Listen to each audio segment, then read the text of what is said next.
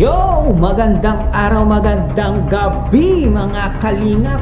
At muli, magbabalik na naman si Papa Shider upang mag-atid na naman sa inyo ng kakaibang news, balita, update sa iyong mga kalingap at mga kamikris. Grabe na to talaga yung mga isyong lumalabas. Ito po talaga yung dahilan kung bakit nagkakaroon ng mga bashers itong sina Mikoy at Krista at ang buong Mikris fanatics, guys. Nagkakaroon ng maraming basher.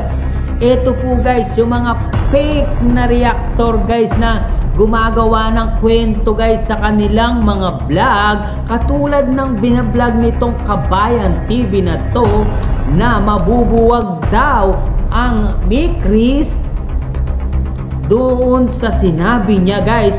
Tara, guys, panoorin natin. Syempre, kung bago ka pa lamang sa ating YouTube channel, mga kalingap, please like and subscribe na rin po. Pakipindot ang notification bell button para updated po kayo sa mga ilalabas natin reaction video, mga kalingap. At huwag pong kalimutan suportahan sina Kuya Bal Santos Matubang, Ate Edna Vlogs, Kalingap Rab, Kalingap Team, syempre ang ating mumunting YouTube channel, mga kalingap, mga kamikris. Huwag na natin patagalin to, guys. Ito talaga yung nagsisimula ko dito, nagsisimula yung mga basher, yung paninira, guys, no? Kaya dumadami sila, guys. Panoorin natin. Let's go! Walang Mikris na sa panganib, mabubuwag daw. Magandang araw at mapagpala po sa ating lahat, mga kapatid, na way nasa mabuti po tayong kalagayan ngayon. Bago po tayo magpatuloy, mga kapatid, wag po sana natin kalimutan suportahan si Kalingap Rab at ang buong team Kalingap sa patuloy nilang paglingap para sa ating mga kababayang mahihirap. Mga kapatid, pasintabi lang po tapusin hanggang dulo ng video na ito para malaman ang ugat ng nilalaman nito. Mga kapatid, alam naman natin lahat na habang nagsasama ang dalawa na ito sa vlog ni Rab ay mas lalong lumalakas ang kanilang chemistry sa mga tao at marami talaga sa kanilang umiidolo habang tumatagal sila. Ilang buwan na din ang Mikris sa Kalingap ay nasanay na din si Krista kay Mikoy na palagi niya itong nakakausap at alam na talaga ni Mikoy ang ugali ni Krista habang tumatagal sila, tulad na lang na may bagong natuklasan si Mikoy kay Krista na sobrang napakabait talaga ni Krista habang tumatagal ang kanilang love team sa Kalingap. Pero alam niyo ba, mga kapatid, paano na lang kung biglang mabuwag ang Krista sa vlog ni Rab? Tiyak kaya na maraming malulungkot dahil wala nang Mikris sa mga manunood at ito talaga ang nagbibigay kasiyahan sa atin.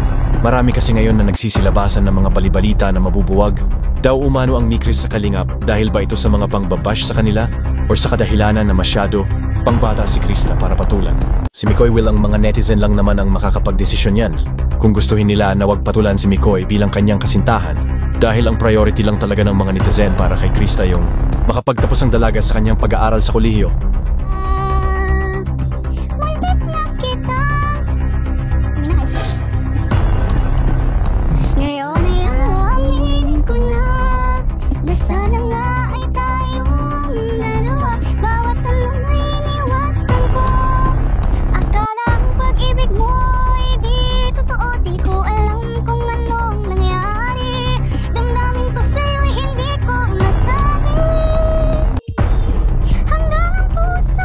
At yun nga, guys, narinig natin nito nga Kabayan TV na to na sinabi daw dito sa vlog niya na nanganganib daw ang tambalang Mikoy at Krista, mabubuwag daw.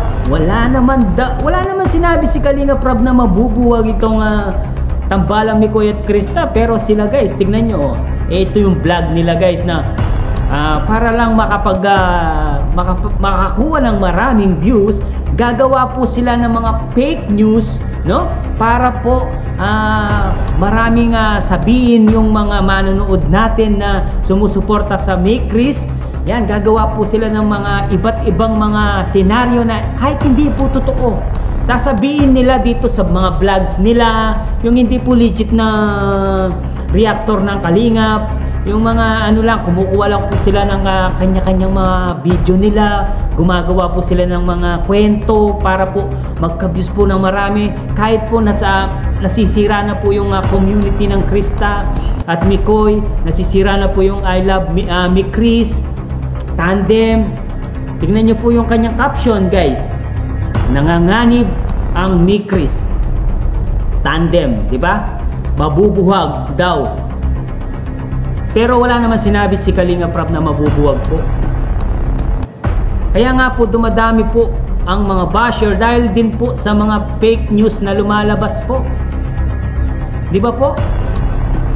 Kaya yung mga ganitong mga reactor guys, wag nyong ganong paniwalaan guys. Kasi clickbait po yan, mga clickbait yan. Kiniklik nila yung bait pero hindi po sila lumalabas sa sa mismong video. Hindi mo makikita yung mukha nila. Di ba guys?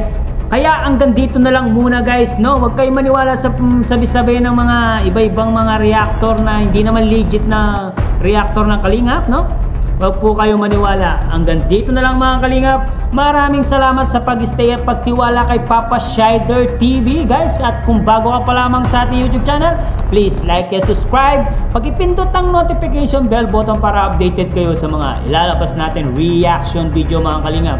Maraming salamat po. I love you all. Mwah mwah. Chup chup. Bye bye.